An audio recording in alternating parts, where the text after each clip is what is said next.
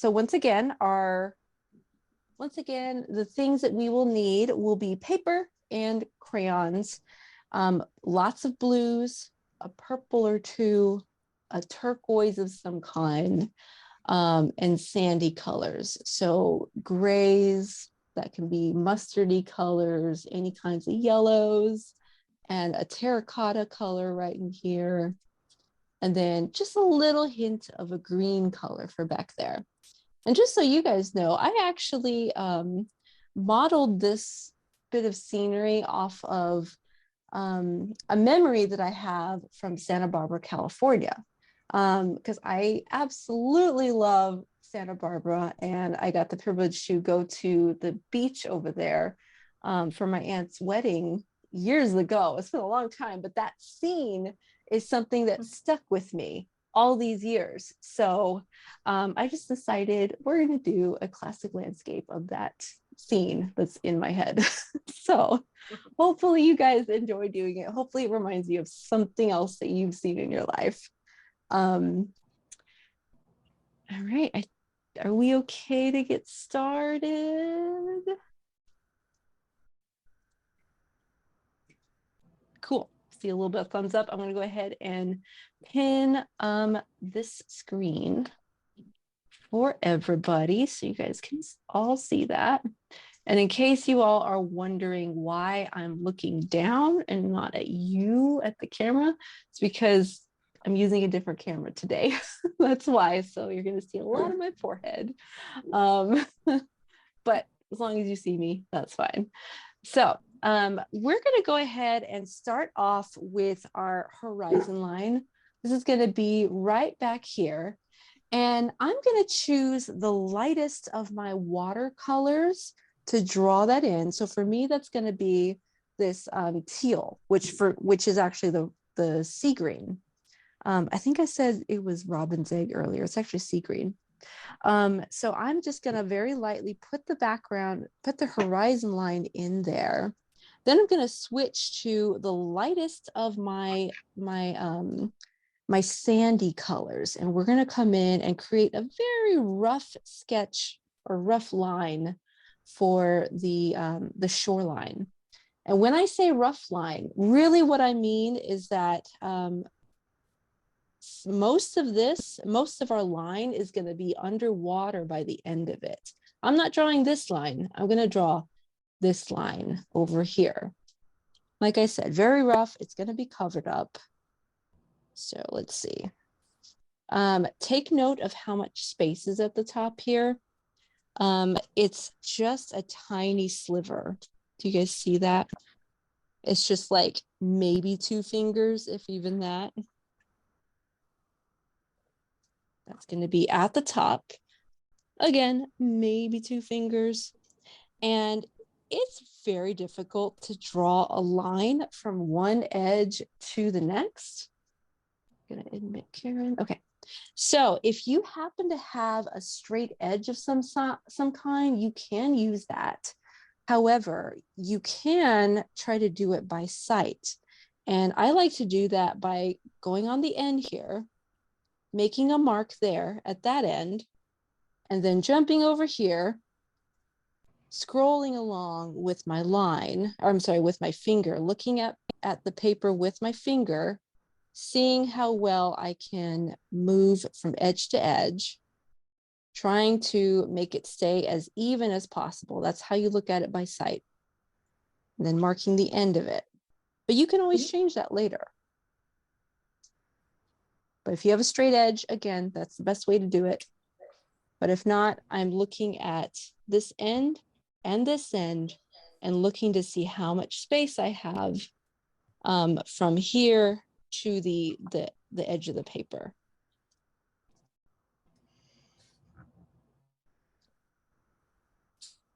Now, if it helps you, you could perhaps make a line or two on your way, on your journey to the end of the paper.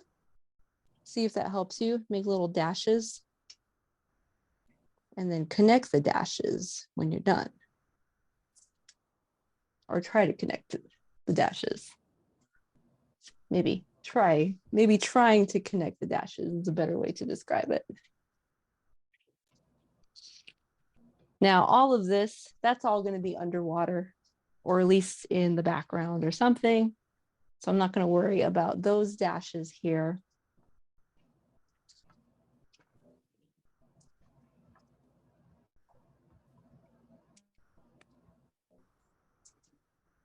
Any questions?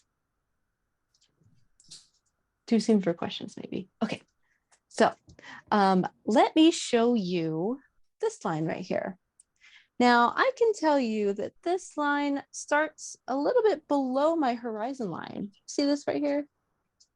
So this starts a little bit below my horizon line. None of these marks are ever going to be accurate, okay? I just want you to know that. It's okay. If you miss the mark a little bit, that's absolutely okay. My sandy shoreline is going to be very wide. So I'm going to look at how much space is over here. Compare that to how much space is over here. You can modify it. If you want more ocean space than sand space, then keep that in mind when you're doing this wide curve here. So I can start right over here. And I know if I were to draw a line with my hand, I know that my finger is going to end right around here. I'm looking at where my finger is ending, right around here. Because again, our line is going to be in the ocean. So I can start here, draw a curve. It's going to be right about here. So I'm just going to leave my finger here and swoop it around. And that's that. You can see the little dent where my finger was. That's okay. And again, I used the lightest of my sandy colors. Remember, it's a big, wide, curvy swoop. Now, if you're new to our class, we don't normally do this much drawing, so I do applaud everybody's patience. Well, I guess we do drawing, but it's like, it's different. It's not really accurate. It's like, it doesn't have to be accurate. Any questions so far? Cool. You guys are awesome. Now, let me go ahead and describe the types of marks we're going to be making. And forgive me, I will probably mess up and say brush strokes because I always say brush strokes. So they're not brush strokes, they're marks, okay? So I'm going to start with the lightest of my blues. So for me, that's going to be that eggshell color, that seafoam green. I'm sorry, not eggshell, seafoam green. I'm going to start with that color, and my marks are going to be more rounded. That's going to sort of mimic the ocean, but not really. At least for the purposes of this drawing, we're going to be looking for these more rounded marks. So I'm going to start right around my shoreline, right about here. And I'm going to move out. I'm going to move out into the ocean.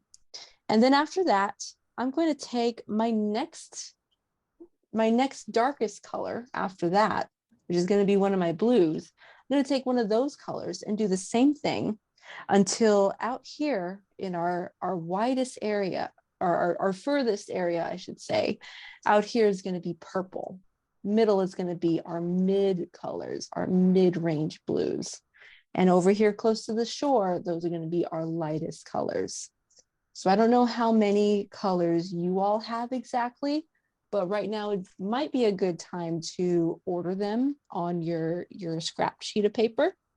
So I can already tell this, that's my lightest color. So I can, if it helps, you could set it aside. Like right here, I'm going to put that there. And then I do want to test this. So I know that's that color. Oh, that's a very light color. I was not expecting that out of this. Keeping that handy. That's also pretty light. See how I'm putting them in order over here? Lightest on the right, darkest on the left.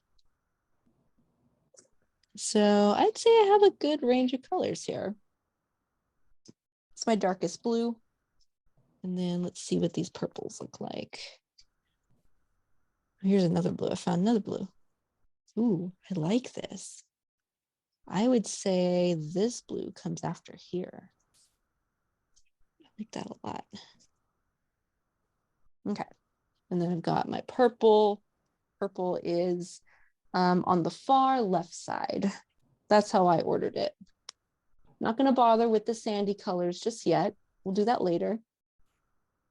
So now that I have them in order, I'd like to show you how these marks work.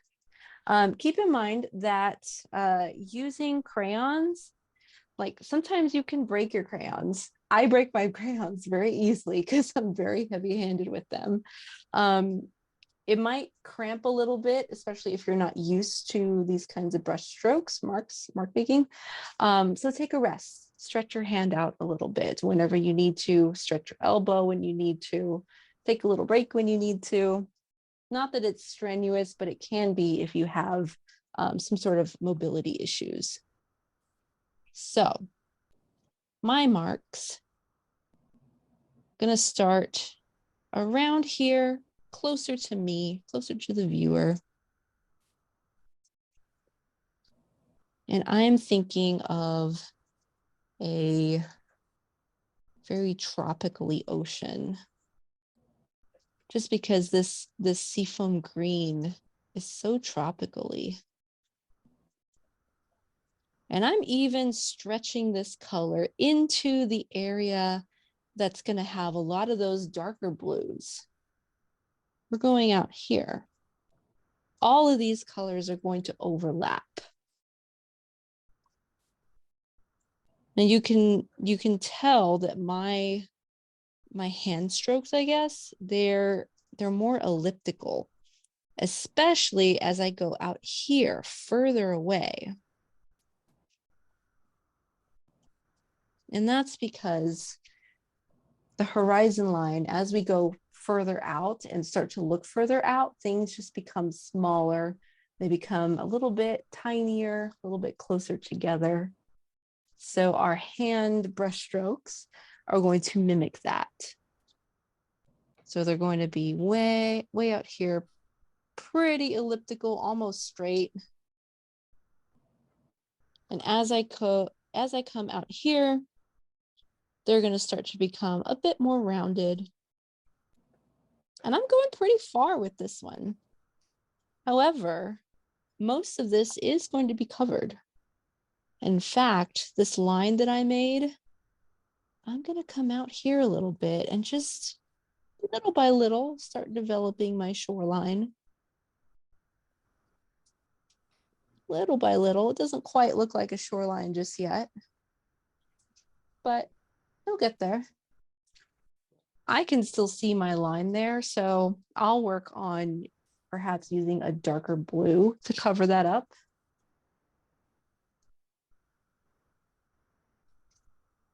Hello, Lindsay. Welcome to class. Hi. Just in case you are wondering what we're using, we have just regular paper. It can be sketchbook paper or copy paper, whatever you have, and crayons. So here is our original picture. Ta-da! So we're going to do a classic landscape, but with crayons. Everything that you're doing is going to be very loose. So I had everybody arrange their crayons right here in order from lightest, which is going to be my seafoam green, to darkest, which for me is my purple. So purple out here, but I have lots of blues in between. So I would say pick maybe 3 blues or 4 blues if you can. And then I'll get to sandy colors in a little bit. Awesome. Now, before I move on to the next blue color, does anyone have any questions? You guys are rock stars. Yeah, I have my next blue to do. So for me, at least, this blue is very light. So for me, I'll probably just put a little bit of this starting to cover up that shoreline. Like I said, we're going to do a lot of layering. So are your scribbles, or whatever, what are you calling them? Yeah. Are they all kind of similar? Yeah, they're all pretty similar, especially in certain sections. Because when I look at landscapes, and that's a really good question, because when I look at landscapes, I'm thinking in terms of closer to me or further away from me, close to me or further away. So closer to me, my my brush strokes, whatever, they're going to be a little bit wider because we get to see more of them. If we were actually looking at an actual landscape, we'd be able to see more individual waves. But further out here, they're going to start to get tighter, more elongated, further away. Any other questions? I don't know about you guys, but my hand is getting tired. So I'm stretching it. Like anytime I stop, I'm always stretching it, moving it around a little bit more. Trying not to be so heavy-handed. I do tend to break my crayons. You'll notice that my second blue, I did put it out here.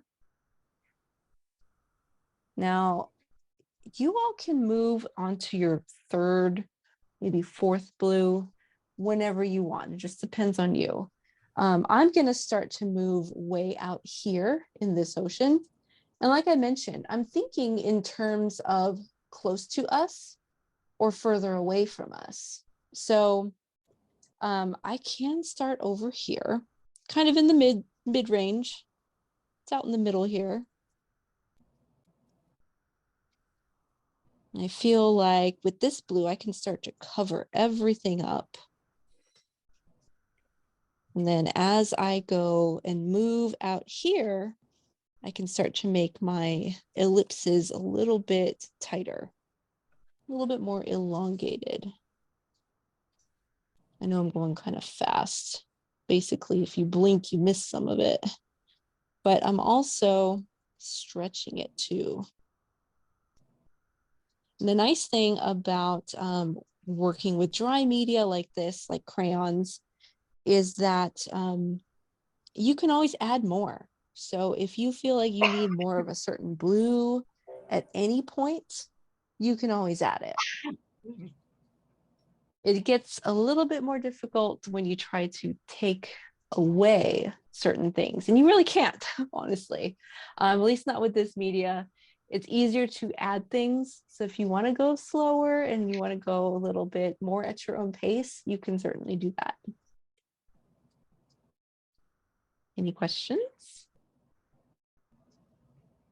Cool.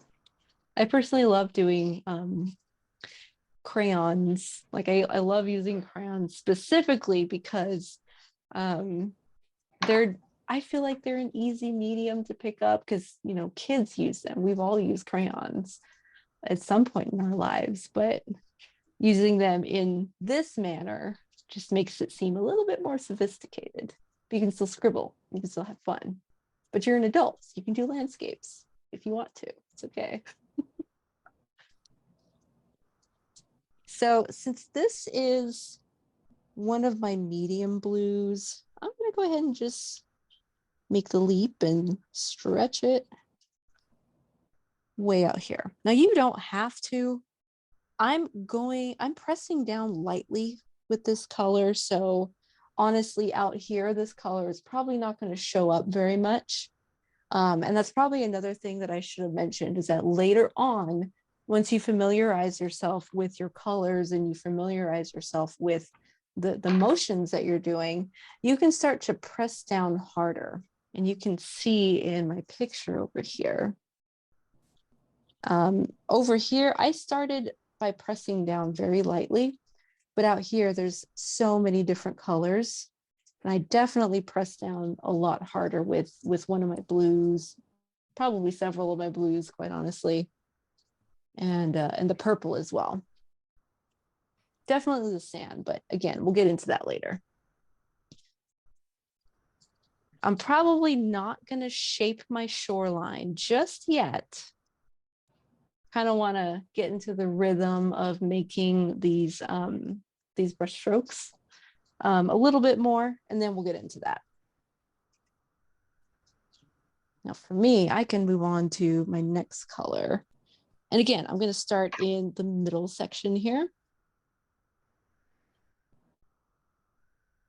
I'm not really, since this is a dark color, not really going to go too far that way. At least not yet, because again, you can always add more color, but you can't really take it away. So little bit by little bit, I'm going to start to cover up some of this area. And I don't know if you guys can see this, but over here, I am going to stretch it down this way because I want to give the illusion of having that same curve that I made before. Remember this shoreline curve? Well, we're going to somewhat mimic it over here using our water. It's going to stretch down. It's going to stretch outward this way. Again, just little by little.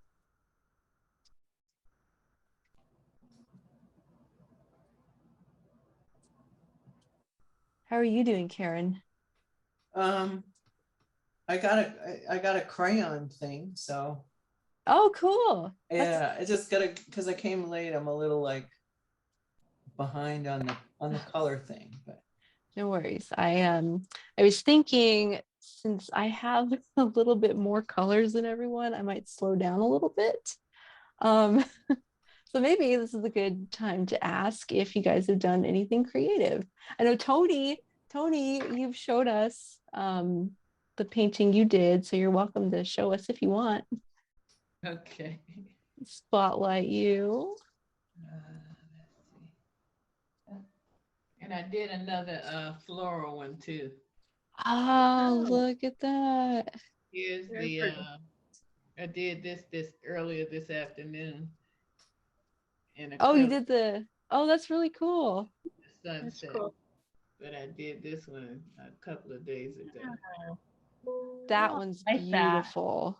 Yeah. I like the middle. Looks like it's bursting, kind of. Yeah, it does. Really cool. Mm-hmm. Yeah, very pretty, Tony. Thank you. Yeah. Really beautiful. Yeah, like that. Yay! You're gonna hang them up? Yeah. I already have contacts in the wall. Oh, that's awesome! Right. Already on it. That's cool. Very cool. Thank you, Tony. Anyone else? Anyone done anything creative this week? I mean, it's only Monday, so maybe last week. If not, that is a-okay. Today was kind of I don't know, how do I describe days that I don't really get any sleep, so my brain is just in squiggles. My brain just only works in squiggles and I can't make any sense of anything all day.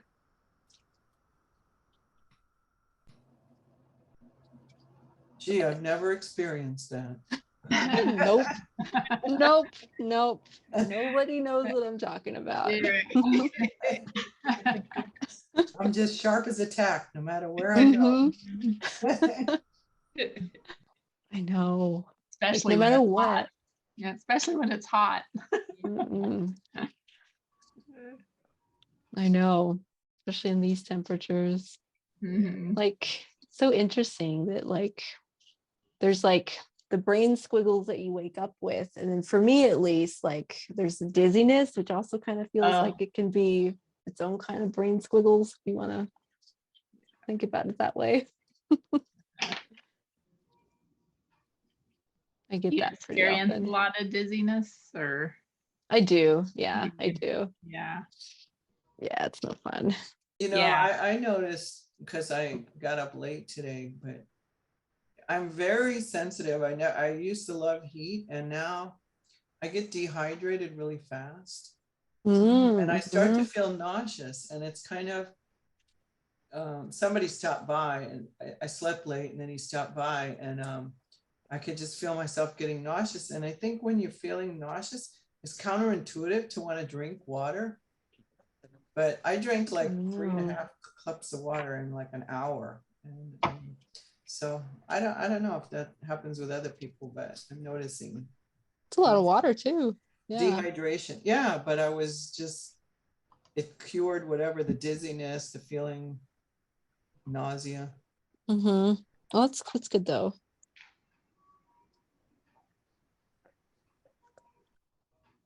I've been drinking a lot of ginger tea today, so Oh yeah. I think it helps. I don't know if it helps, but It helps me. I drink good. ginger That's tea good. as well. That's good. And I have like ginger drops too. Like, That sounds really good. yeah, the I car love those. I get like in the car, I get a lot of equilibrium issues. Mm-hmm. Not when I'm like I don't my driving's not very I don't drive very much, but even in the Mm-hmm. passenger seat, my equilibrium gets crazy. Mm-hmm. Yeah. Equilibrium gets, yeah, Uh, no, I understand that too. yeah, it's horrible. I hate dizziness. That was one of the signs before I even had any idea that I had MS. But I noticed if I went over an overpass, I'd be like, ah. Oh So, man, Yeah. when you went over an overpass specifically. yeah, an overpass that I'm Wow. used to, and now I avoid them. You know, it's just an Oh. overpass like on a freeway to get, there's like a curve, like this beach. There's this like curvy freeway that I have to do, Oh. just like your beach thing. And Uh-huh. you know, I got such in a panic, and I just went, just look straight ahead. Just I talked to myself out loud, look straight ahead. You're not gonna fall off. Just look straight ahead. And Mm-hmm. so I think that whole equilibrium thing, Well, it's an MS pleasure. yeah. I get Yeah. dizzy sometimes because I have lesions in my C-spine that causes my dizziness. So even at the grocery store or wherever, if I have to look up, like stand and look up, I'm like, Oh, oh no, like I have to hold on to something. It makes me dizzy just looking up sometimes. that's interesting. I feel like I get it. I get that way when I look side to side. So Oh, that's kind of yeah, interesting to hear that. mine's looking up. Yeah, Huh, yeah. that is Oh, interesting. I wonder what lesions that corresponds to on the brain or the spine. I don't know. Well, my neurologist, because I have lesions on my neck, on the Mm, spine, and he said that's yeah. and which it's true because anytime while looking down, if I do it too much, it'll make me dizzy too. If my neck starts getting tense and Mm-hmm. my shoulders, I'll start getting dizzy. So Mm. he says it's due to my C spine, but I don't. Yeah, I don't know. So all I The know is I gifts, don't like it. yeah, the gifts of MS. Yeah, I know. Just Thank keeps you, on MS. giving. I know the gift that Stop keeps giving. on giving. That's right. Yeah. And just so y'all know, I'm starting to add my last blue for me. So if you all have already put your last blue in there, then I would encourage you guys to go in and start to press down a little harder on these back areas first. For me, since I have another blue, I'm using the other blue. But for you guys, if you don't have another blue, then use your darkest one and press down harder and just sort of inch your way across the horizon line here. Now, you're making it darker way back here. So you really don't have to make those elliptical movements. So I'm just very little by little, spreading the darkness a little bit further down. Don't spread the And darkness. don't spread the darkness. No, this is the only time it's acceptable. I don't think it's in your nature, Hannah. Except for when it's on canvas. Now, just little by little, kind of gauge it. Whenever I'm looking at gradients, I guess, or sort of doing landscapes too, I always find that it's a good thing to look at the picture as a whole very frequently when you're trying to do little details like this. So anytime I'm going across here, I'm also looking down, I'm looking side to side, looking at the picture as a whole, just to make sure that all my mark making makes some sense. So far, that's almost the only place that I put a little bit of this darker blue down here too, which I'll go over in a second. But for now, once you get into this wide open ocean here, then you can start to make some more of those elliptical movements here. And again, because this color is pretty far away, I'm still making elliptical movements over here, but they're more wide, more broad. I'm gonna not press down as hard over here. Now over here though, down here in the corner, because we're still sort of mimicking that elliptical line that we initially drew, very loosely mimicking it, I am gonna put a little bit just in this corner. Gonna spread it down here a little bit. So have you not used the purple, or you're not going to? I haven't used it yet. I want to actually, before we put that purple, because it's so much darker, I first want to actually go over the ocean with more of my blues. So now I'm going to reverse order. I'm going to go back to my lightest ones. And this time I'm going to press down harder with my lighter ones. At this point, it's just up to you which of those colors you choose to use. When I was doing this picture, I happened to love this more teal color right here. So that's the color that I chose to go over harder. Same types of movements, same everything, but I was just pressing down harder. And again, don't forget to rest your hand too, because my hand's a little achy. So I'm trying to remember which color is which now. Let me get that scrap paper out again. Here we go. I like this one. I like this, what is it? Turquoise blue. I'm using this one. So because I'm pressing down harder, I'm actually going to start in the deep water. See that? That really brings out the shine. Start in that deep water. It really starts to make everything more cohesive when you press down harder. And again, I'm just doing little by little. Is that because you're blending the colors somehow? That's possible. I think that's possible. Maybe the wax is starting to really blend together because you're pressing down hard. Because that's just my guess. I'm not able to get what the same effect. Oh. I mean, it's fine. It'll be whatever. Interesting. I'm curious what that's going to look like. And then let's see, I brought it down here. I sort of treated it the same way and followed that slightly more elliptical path. So I'm going to go upwards a bit more, press down harder. And I'll show you the difference between these marks and this mark, or these marks over here. I started to get a little crazy, and I did, I guess, crazier marks. I don't know. I feel like I was a little bit sloppy on this area, but if you like these marks, I'll show you how to do these too. They're a little bit more jagged, but I'll show you later though.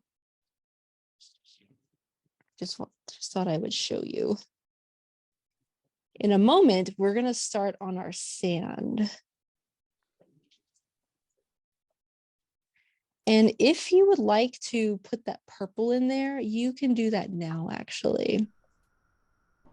So let's see, I'll go ahead and do that. Purple, think of this as the deep ocean color. So way out here. And honestly, if it makes more sense to you to not make these elliptical, but maybe more, perhaps more horizontal, then by all means do that instead. Like my deep water, it's gonna spread. It's probably not gonna spread all the way over here, but at least it's gonna be in this corner.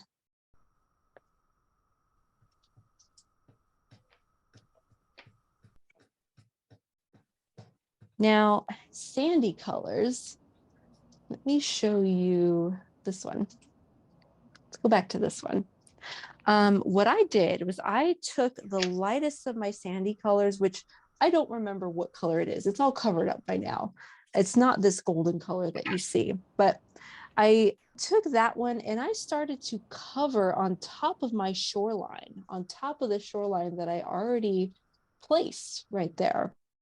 And that's because logically speaking, sand of the water is on top of the sand. So you're going to be able to put that sand in there, and it's going to, we want to kind of work backwards, I guess. We'll put that layer that's underneath it, put that right there.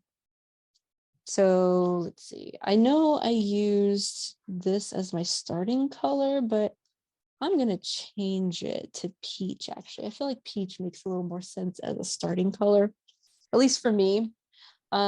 If all you have are more sandy colors like that goldenrod or yellow even, you can certainly use that.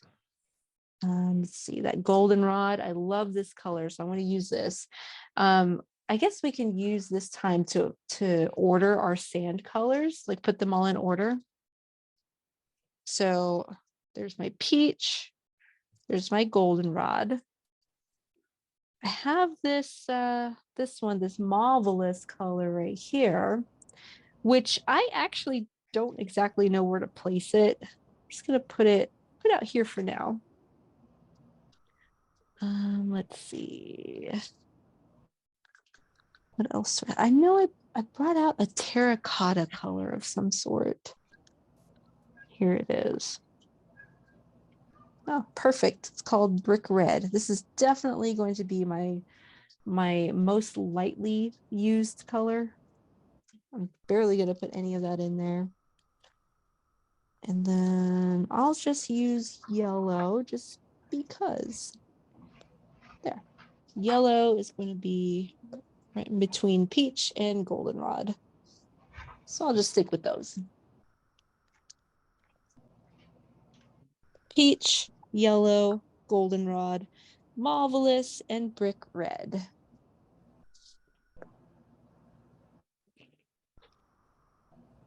Okay.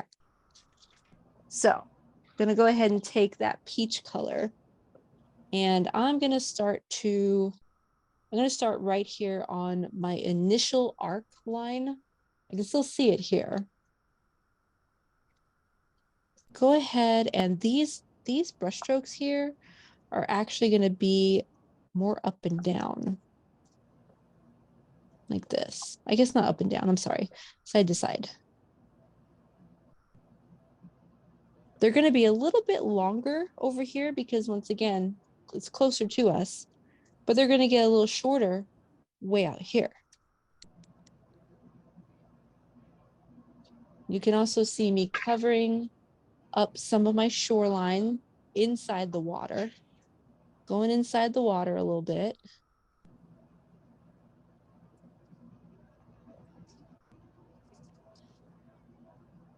They're going to be a bit more elongated, a bit more horizontal. See that way out here, elongated, horizontal, way out here.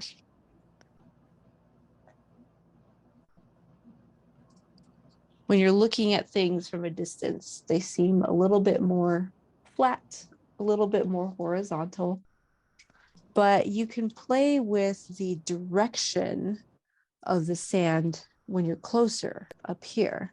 I do want to show you. So you can see here that these marks are a bit more horizontal, like I said, but as you go over here, you can sort of start to put the sand in patches, but these patches, they don't all have to be horizontal. See, this is kind of up and down. This is kind of not so much up and down. And honestly, this part was more, when I was creating it, it was more intuitive than anything. It was just whatever my hand felt like doing, that's what I was doing. Just keep in mind that out here, when you go way out into the distance, try to keep them a little bit more flat. Although if you have a sand dune out there, it's a hill, it doesn't have to be flat. Really just depends on you. Now I'm going to go ahead and put my initial marks in here. I'm starting to use my finger as a brace here. I feel like it helps when you're doing these kinds of marks. And like I said, if you want to make a little mound like this, you can make a little mound.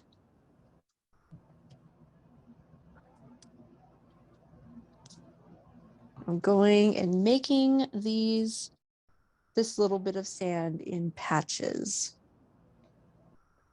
Doing it in patches also kind of helps to, I guess, make it feel a little less intimidating because it's such a wide space. And a lot of times with sand, you have so many ups and downs. So it just sort of makes sense of it in a, with crayon. At least that's what I think. You can tell me if you disagree. It's okay.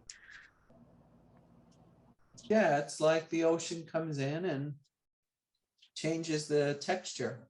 Yeah, it just kind of, and plus people, they go onto the sand and people build things, they walk around, sand texture, it gets blown all over the place.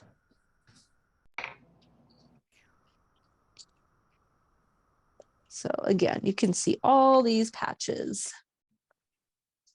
And this next step, I'm going to go ahead and just do the same thing. Go over all of my marks again, but with my next darkest color. So for me, that's going to be yellow. Again, we're working in layers.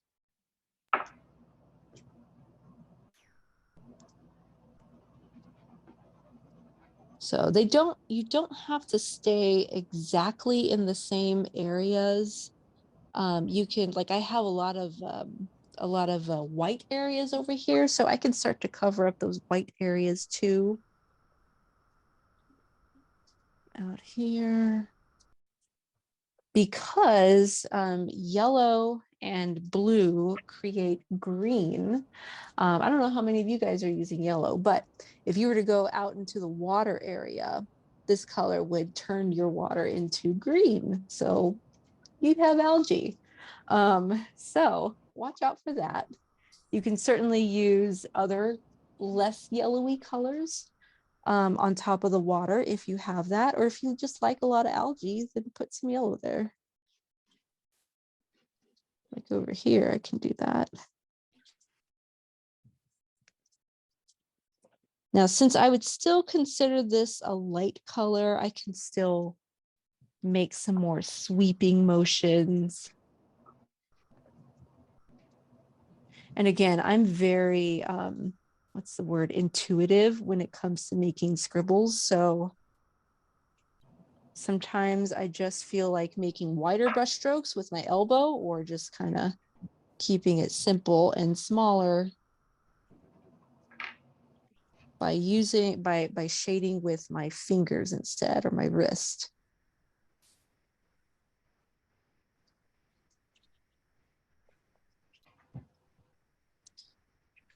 The first time I ever, I guess, understood the idea that you could make artwork using your elbow, like moving your elbow instead of just rendering small, tight lines that were more realistic, was when I was in college. It was my very first like professional drawing class. And my professor had all of us create huge 7-foot wide drawings. And it was so much fun. I don't even remember what the contents of the drawing was, but I remember like I had to really stretch the charcoal all across the paper in order to get the marks that I wanted. And what do you know, you can do the same thing with crayon. It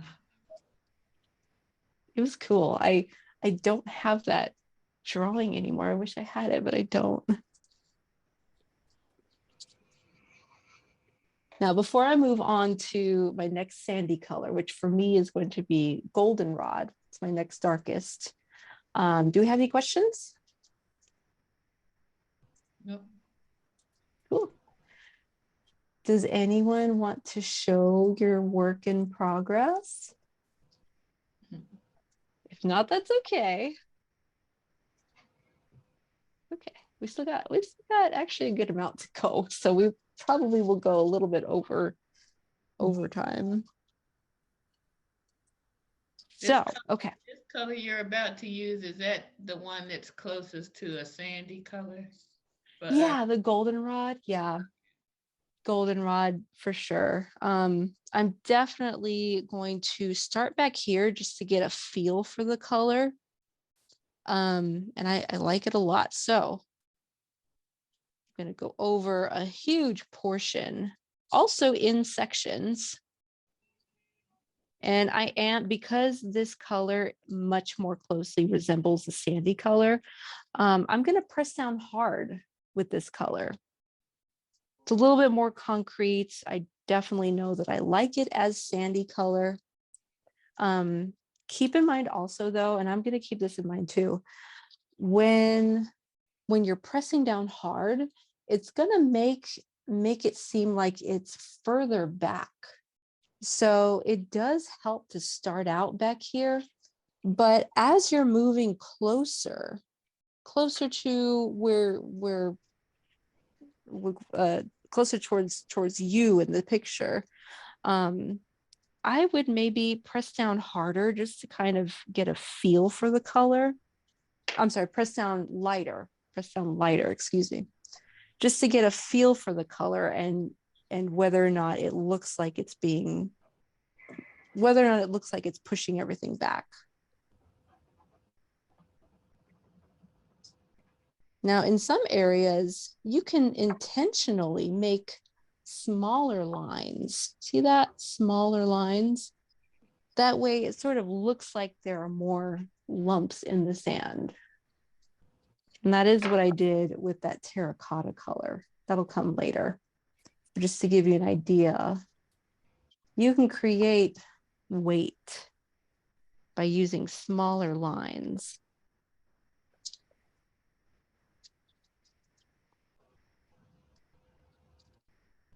And now I remember, I didn't remember this before, but back here, I actually used the color lavender. So lavender is a very light crayon color.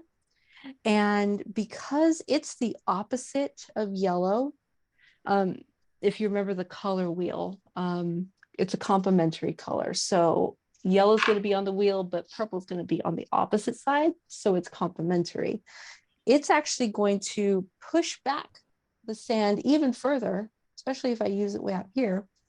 And it's also going to tone it down too. So it's not so bright. It's not so in your face all the time, especially out here. You want to tone it down a little bit. So I'm trying to think of what you can use if you don't have lavender. I'll have to think about it for a moment, because purple might be a little too dark for it, but I'm actually gonna do a little experiment on my own picture. So see what happens if you don't have lavender and you only have purple. Don't do this yet, just we'll see how it works.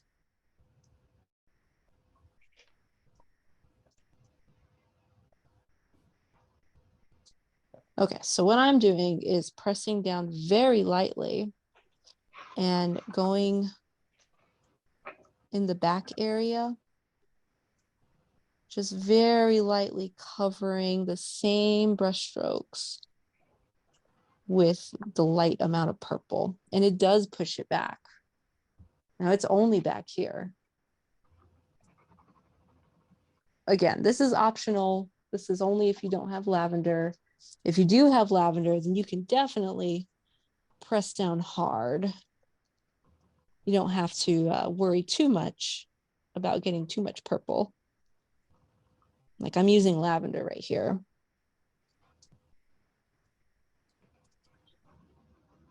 And it's toning down the purple just a little bit.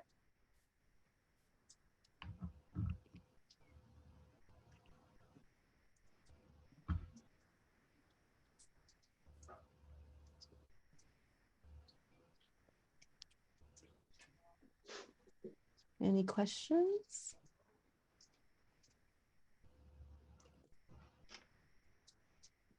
Cool. Anyone want to show their artwork?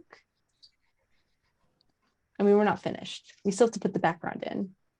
And we still have to put a terracotta type color, some sort of brown or brick red. We still have to put that into the sand, but we'll get there. Now, I don't know how many colors you all have.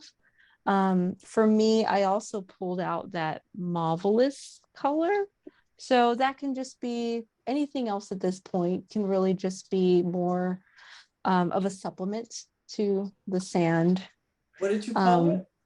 It's called marvelous. Oh, marvelous. There it is. You see that? I love Marvelous. it. That's marvelous. I love it, right? Now, this one, I couldn't quite tell exactly how dark it is.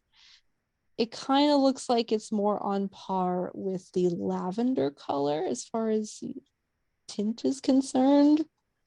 So I'm using it the same way I would use the lavender, just to kind of tone it down a bit. Now I can definitely tone things down over here. I can give shape to this little lump right here. You can definitely use it to give shape to anything because it seems like it's a little bit more on the darker end of the spectrum.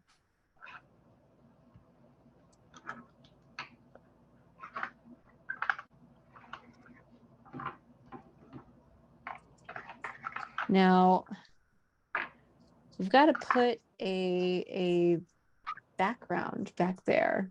So what I would like to do is find that green color, a green color.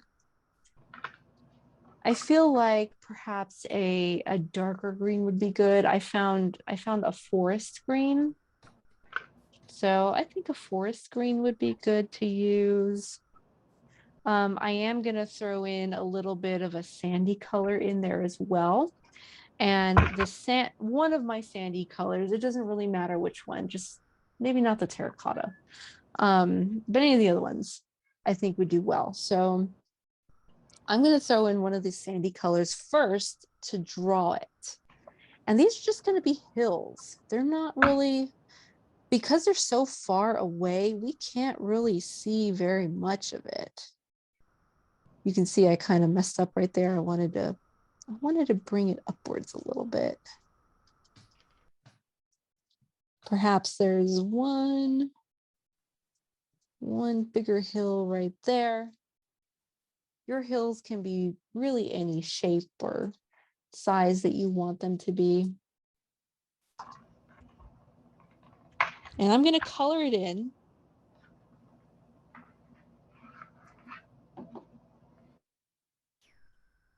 Now the plan is to color it in, and I am pressing down.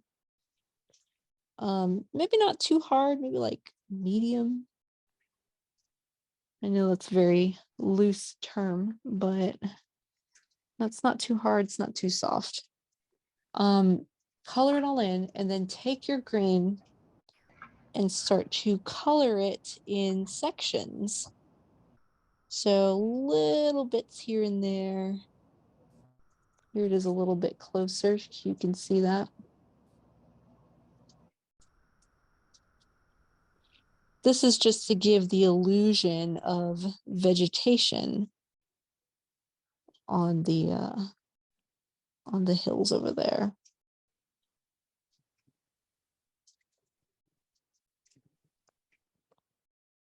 See, wouldn't be a regular class with me if I didn't break a crayon. This happens.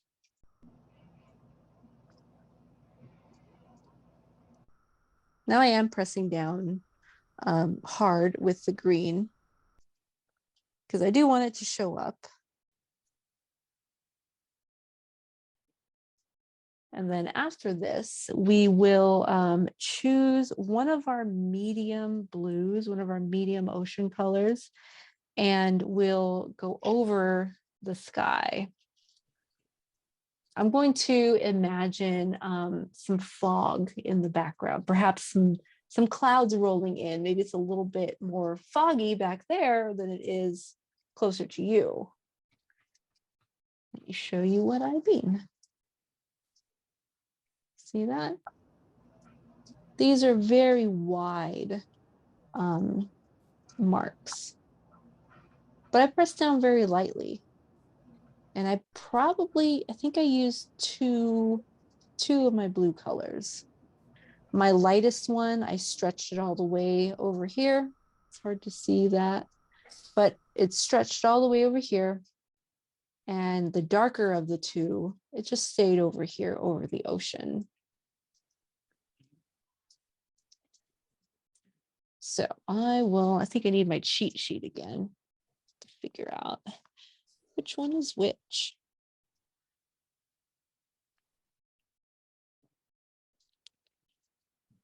There we go. So this one can be my lighter of the two colors. I guess I can use this one. I'll use my cornflower and turquoise blue. Cornflower will be the lighter one. It's so funny because it doesn't really look like it's a dark color. Well, it doesn't look like it's a lighter color, but it is. And again, I'm going to start off very light, but a lot of my ellipses here are going to overlap.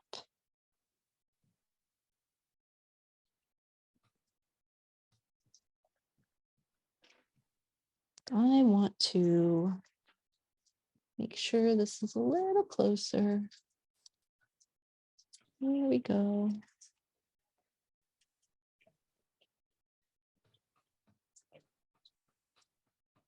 Definitely getting a good amount of coverage.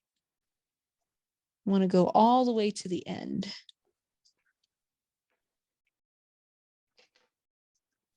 Pressing down very lightly. Now over here, over the ocean. What color is that? This one's cornflower. Oh, cornflower. So you're really using a lot of different colors. Yeah, well, just two colors for the sky.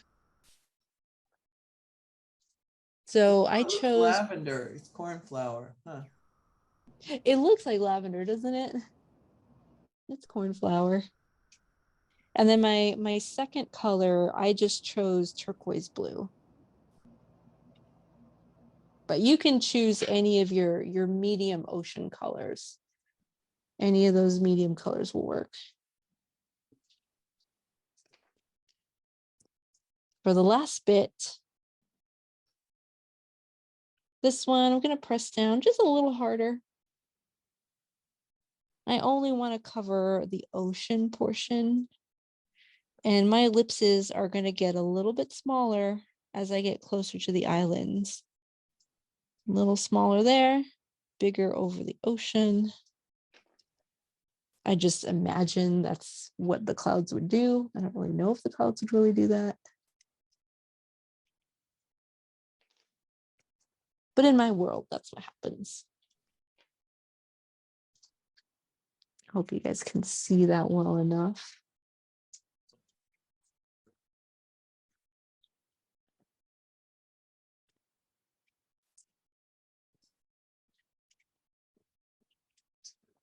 And then after this, I think I just have two more things to show you. We'll put in a little bit of that terracotta color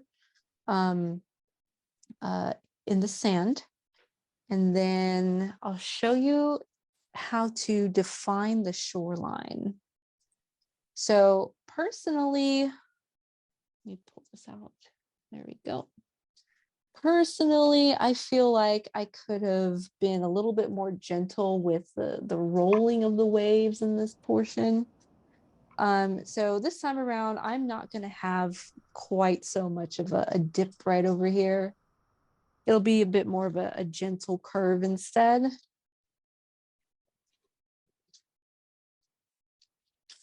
So like always, I want to start a little bit more conservatively. So I'm going to go back to my lightest of the ocean colors, seafoam blue for me. And I'm going to imagine the shoreline. It's coming up. It's being very gentle as it comes up, not too many waves. So our curves are going to be much wider because of that. Gentle curve. And over here, back here, the curves are not so wide, but that's only because of our depth perception. But it's definitely very much a curve here. This is just our initial line. What we want to do next, after we've created that line, is go and exaggerate some of those lines a little bit more. See that? I'm exaggerating that curve, moving up, exaggerating this curve. And when I say exaggerating, I really mean that I'm making more lines that follow that curve, essentially thickening this area. Same thing with this part too.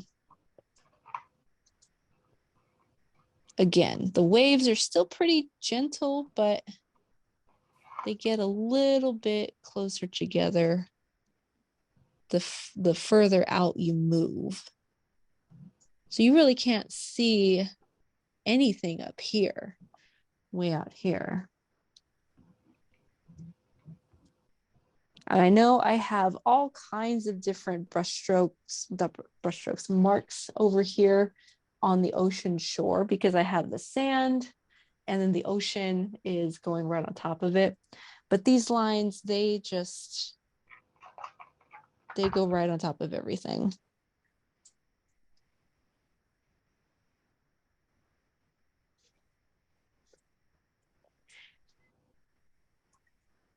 And if you wanted to, this is just an optional portion. This next part is optional, but if you wanted to, you could go out here and make some more curvy lines. These lines will contrast. They're not going to be the same as the elliptical lines that you just made. Talking about these lines. Those are optional. You can make these lines go across, just across everything. By doing this, if you did this, you would exaggerate that curve.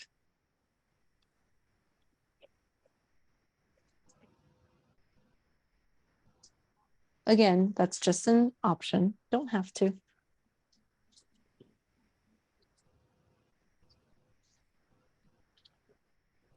the last part after this, I'll wait a few seconds. I gotta stretch out my hand a little bit. Last part would be to add the terracotta. So, or brick red, or brown, if you just have brown. Where did it go? I don't even know where it went. Oh, here it is. Okay. So this color is going to be the darkest of the sandy colors. I'm just going to make very loose, very light scribbles up in the front here. Now, this is definitely the more abstract of all of the marks that we've made. I like to think of these types of marks as like your signature, kind of like your signature. Or maybe it's like a signature if you were trying to copy that signature. It's not really right, but it's still that same kind of motion. And I'm going to go sort of with the same motions that I put everything else. So my goldenrod and my yellow, they kind of go upwards like that. So my terracotta is going to follow the same path. But I'm just going to put little bits here and there.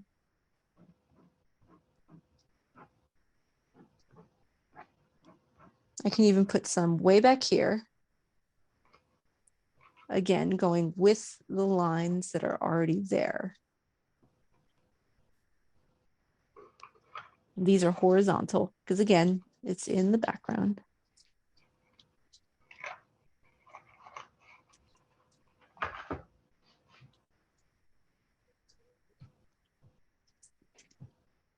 And this color really just serves to put a little bit of shading and shape to our sand. That was the last step. If you want to sign it with your crayon, you definitely can, especially your terracotta. Ta-da! I am very excited with the next class because it's the kind of artwork that I like to create personally.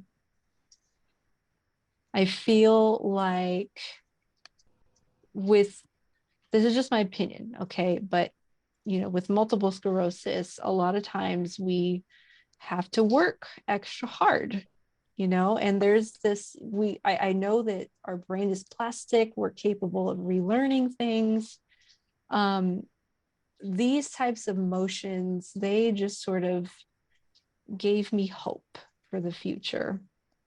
Like I said, I don't know if any of it actually did help me personally, but I like to think it did.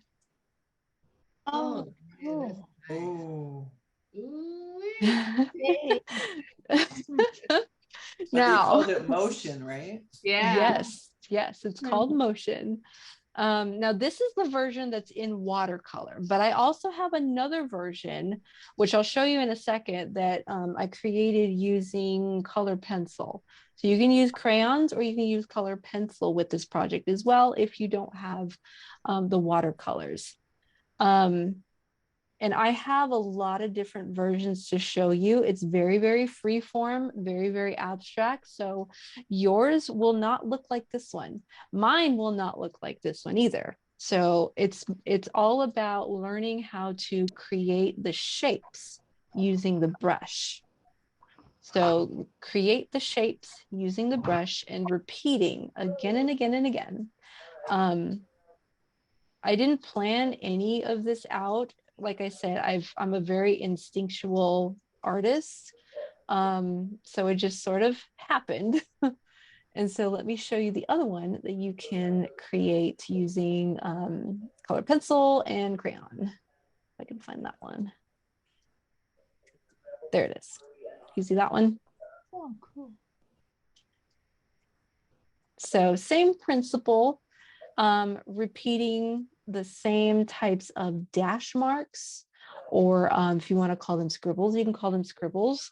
It's just repeating the same things again and again.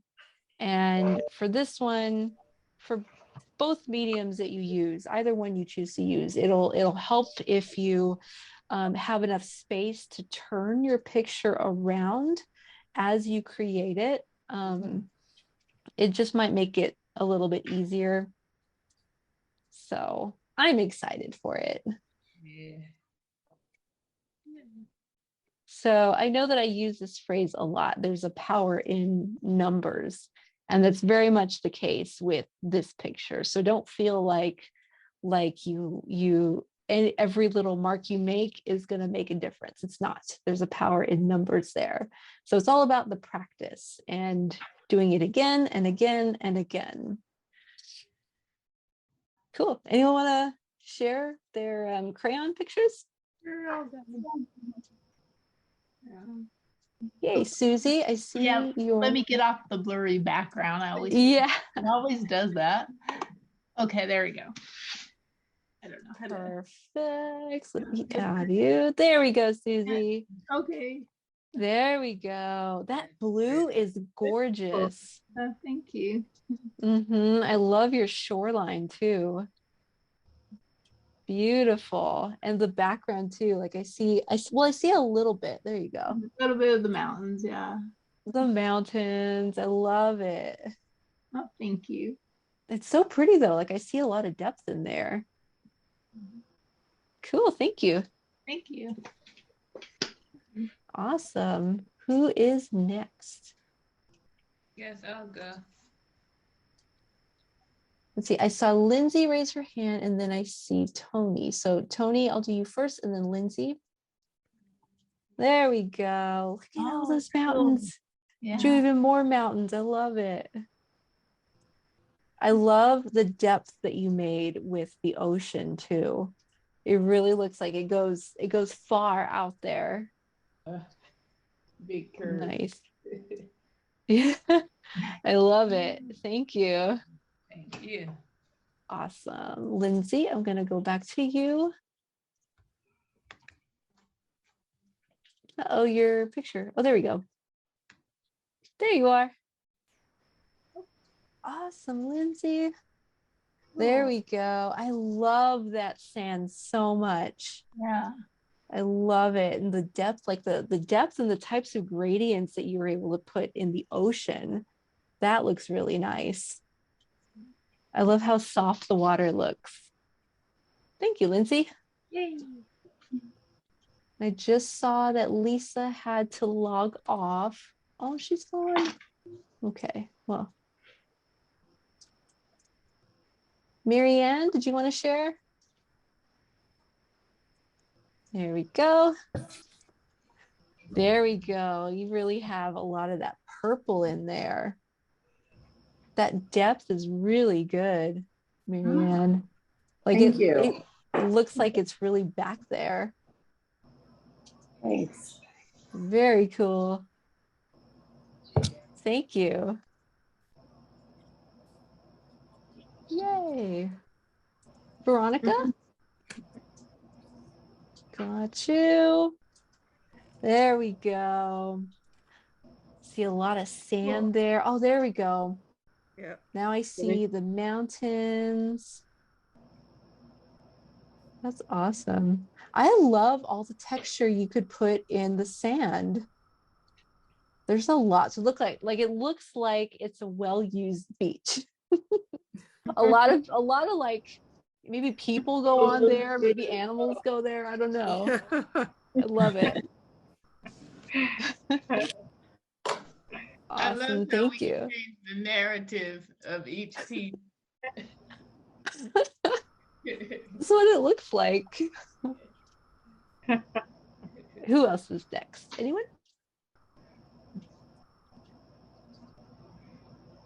I feel like it's fun, like imagining different scenarios on other people's pictures. I could show you my imperfect picture. Yeah. Mind you, I had a bad start because I couldn't get on, and I do have a crayon tool, so it's not, for me, it's just more like a study in the colors rather than, I couldn't follow like the shapes or anything like that. Gotcha. And Yeah. you know, and I couldn't really make a color palette, but I could see where it could be better. Or I could do it again and go, oh, okay. I couldn't commit to the colors. They were just sort of not making me happy. Oh man, I like it though. I still can see a lot of depth in there. Like I can see you trying to make the sand, like the sand, and you already put a lot of depth in the background too. It looks like it's far away. But it was more, you know, I couldn't like do it and pay attention to you at the same time. And I was like, oh, okay, that's not what I was supposed to do. Okay, but that's okay. It's okay. My faux crayons. It's a study for next time. Yeah. I love it. To me, it's about process. Like this one, I won't show off to people. My other things I show off. I mean, I like it. I do like it, Karen. But think about the things that you learned when you were making it. I'd say that for any medium, honestly, any medium that you use. Think about what you learned as far as perspective, maybe, or maybe you learned something to do with color, like you mentioned. Yeah, it was more about color rather than, you know, imitating a landscape. It's like, are you kidding me? Land on Mars or what? Very cool, guys. Anybody else? All right. Me too. I had a really good time making a slightly more classic landscape with you guys. So that was fun. Can't wait to see you guys next time.